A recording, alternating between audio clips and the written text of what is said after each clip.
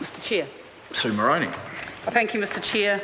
Thank you for the opportunity to rise and attempt to explain why we've got a new clause 7 in the bill. And I will try not to stray into too much about the debate that was going on in the Select Committee. It's quite hard to do when debating clause 7 and others like it, because these were debated in quite a lot of detail in the Select Committee, and it was, it was difficult to go through what we thought was a really robust debate and get good discussion across all parties in the Select Committee, only to find that right at the 11th hour it was the government MPs who would not support the bill, and therefore any of the work that we had all done together, including clause 7.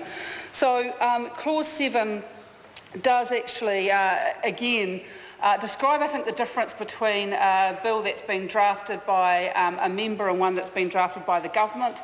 That my double-sided two-page bill that was attempting to bring in 26 weeks paid parental leave for everyone currently eligible for it fell short in some of the way that had been drafted. And so we were given advice at the Select Committee that there were in fact a broader number of regulations that were under the Parental Leave and Employment Protection Act that also needed to be amended and to bring it into line with what I was substantively trying to do with the rest of that Act. And that Act, of course, is the one that was brought in 2002 by a Labor government, actually. And at the time, big debates about whether we ought to have any paid parental leave at all. And so all the regulations that are described in clause 7 come from that period of time where we were bringing in a completely new system that we hadn't had in New Zealand at all, and so it was quite a complex exercise, involved having the main body of the Act and regulations. And those regulations, of course, have been changed many times over that period of time, because despite what the government has tried to argue, actually when Labor was in government, not only introduced paid parental leave, but amended it and improved it on 3 occasions during the course of its 9 years in government.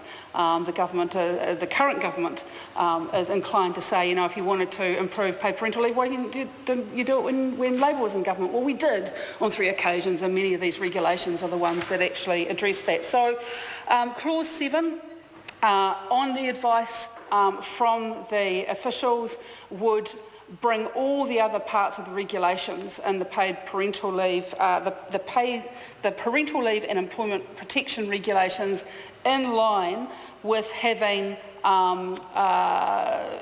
the 16 weeks that the government actually, it's a small triumph on the path of this, the journey of this bill. Small victory to get the government to increase paid parental leave to 16 weeks. And clause 7 says, well, in a whole bunch of regulations where you've done that, and the 16 weeks will be coming in July the 1st next year, 2015, my amendment aims to increase that from the 16 weeks that the government has agreed to, and increase that to 22 weeks in the first instance by the 1st of July 2015. So that would be the first step. And of course, as we know from the previous debate, that would be for the particular 3 groups that I have identified in an attempt to get some improvement for a group that I think are particularly needy. And in fact, the Multiple Birth Association said it's not a want for them to have 26 weeks paid parental leave, it's an absolute need for the members of their association. That they were very upset at the debate that happened in previous clauses where the government said that they had a whole range of other payments already available to them. Actually, most of those payments aren't available to people with multiple births at all, because they would get those payments if they had an older sibling for the twins or the triplets who have just been born, and in many instances that just isn't the case. So clause 7 is amending the various regulations. It is making sure that it would be consistent with the substantive part of the Act that I was aiming to